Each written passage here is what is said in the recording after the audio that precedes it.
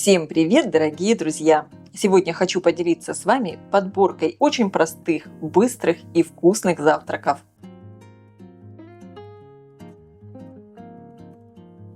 Чаще всего на завтрак мы готовим яйца, но их можно не только жарить или варить. Я предлагаю приготовить очень вкусный и красивый омлет-ролл с салатом.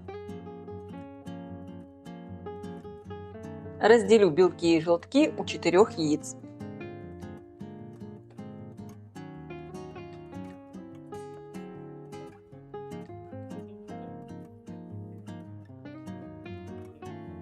В белки добавляю немного соли и перца. Добавляйте все по вкусу. Перемешиваю вилкой. Буквально пара движений.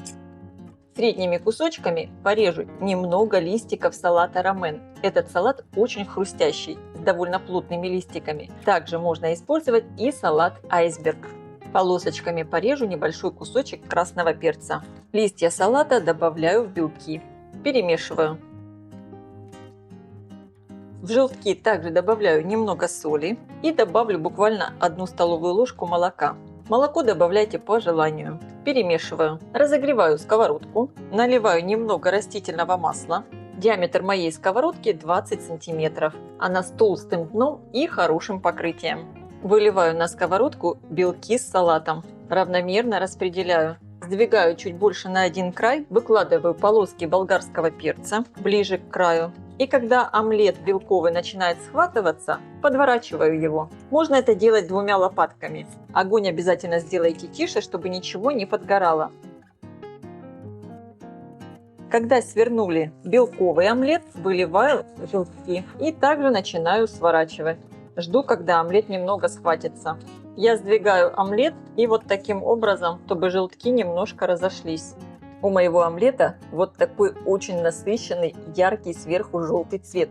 У нас во Вьетнаме сейчас продаются яйца вот с такими яркими желтыми оранжевыми желтками. Пишите в комментариях, нравятся ли вам такие яйца. На самом деле они очень вкусные. Заворачиваю дальше. Немного все поджимаю. Конечно, удобно это делать на таких квадратных прямоугольных сковородках, но на круглой тоже получается хорошо. И все готово.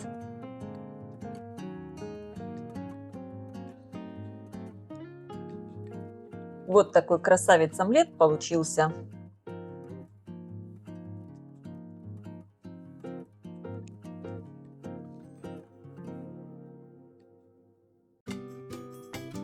Ленивые вареники с творогом ленивым способом. Я уверена, так вы их еще не готовили.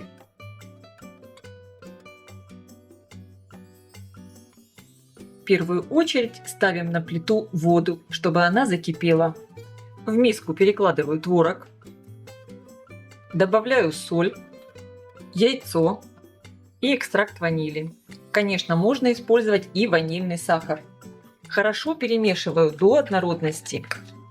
Для приготовления этого теста абсолютно не нужен миксер и не надо пачкать руки. В тесто я не добавляю сахар, так как от сахара творожное тесто становится более жидким. И тогда придется добавлять больше муки. Я не хочу использовать слишком много муки, поэтому вареники я буду посыпать сахаром после того, как они уже будут готовы. И теперь понемногу буду добавлять муку и замешивать тесто. Конечно, количество муки зависит от того, какой у вас творог и сколько яиц вы добавили в тесто. Часть муки у меня осталась. В тесто ушло всего лишь 80 граммов муки. Это примерно 4 столовые ложки. Посмотрите, какое по консистенции получилось тесто. Оно такое достаточно плотное, но вместе с тем и не жидкое. И так как способ приготовления вареников ленивый, перекладываем тесто в кулинарный мешок, либо в какой-либо плотный пакет. Не обязательно использовать круглую насадку, можно просто у кулька срезать носик. Так как на вареники мы затрачиваем очень мало времени, можно приготовить еще соус. Здесь у меня сметана жирная, добавляю в нее сахар. Конечно, сахар добавляйте по вкусу. Я добавила 3 чайные ложки. И вливаю немного натурального апельсинового сока. 1-2 столовые ложки. У меня густая сметана, поэтому я спокойно могу влить чуть больше сока. Получится такой сметанный апельсиновый соус. Вода кипит, и теперь готовим вареники. Я беру ножницы, опускаю их в кипящую воду и выдавливаю из мешка тесто. Срезаю его. Посмотрите, как все быстро, просто. Периодически можно ножницы опускать в кипящую воду. Конечно, размер вареников выбирайте сами.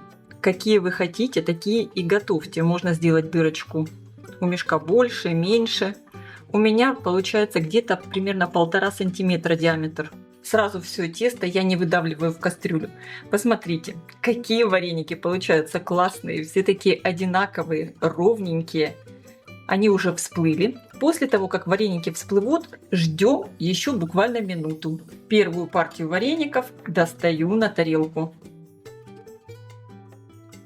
Конечно, чтобы варенички не слиплись, добавляем сливочное масло и слегка присыпаю сахаром. Немного перемешиваю. И, конечно, сразу же отправляю вариться вторую партию вареников. Этим лентяйским способом. Вторая партия вареников у меня тоже готова. Красота нереальная. Перекладываю на тарелку. Добавлю еще несколько кусочков масла и сахар. Слишком много сахара я не добавляю, так как у меня еще сладкий апельсиновый соус. В общем, такой домашний, очень вкусный завтрак.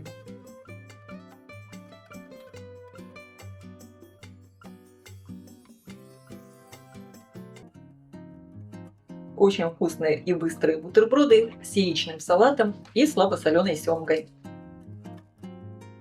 Я использую вот такой хлеб с семечками. Можно использовать любой ваш любимый хлеб. Отрежу несколько ломтиков хлеба. Обжарю хлеб на сухой сковороде. Если хотите, можно добавить немного растительного или сливочного масла. Или просто подсушить хлеб в тостере. Огурцы нарезаю мелким кубиком. Также мелко режу небольшой кусочек красной луковицы. Можно использовать и зеленый лук. Перекладываю в миску. Порежу небольшой пучок петрушки и режу отварные яйца.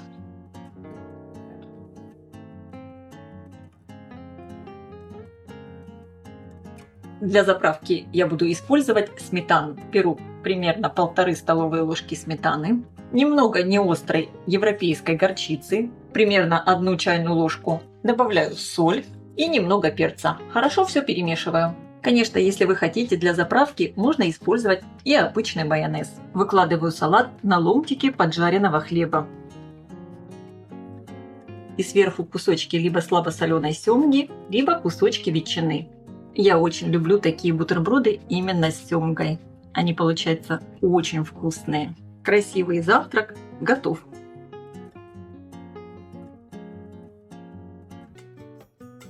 Готовлю сырники в духовке.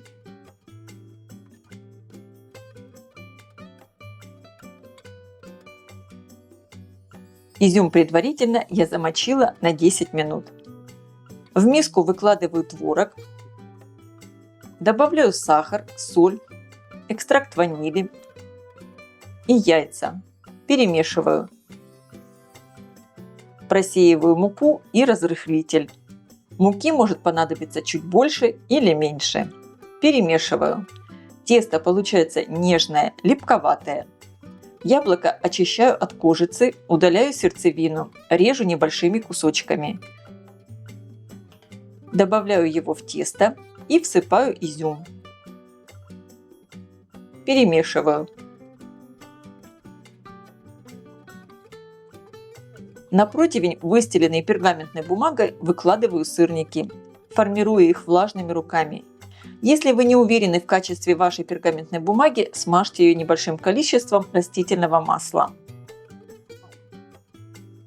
Сырники сверху смазываю желтком и отправляю выпекаться в разогретую до 200 градусов духовку примерно на 20 минут. Конечно, ориентируйтесь по своей духовке. Сырники готовы. Сверху их можно присыпать сахарной пудрой. Подавать их можно со сметаной, с вареньем, как вам больше нравится. Это очень вкусно.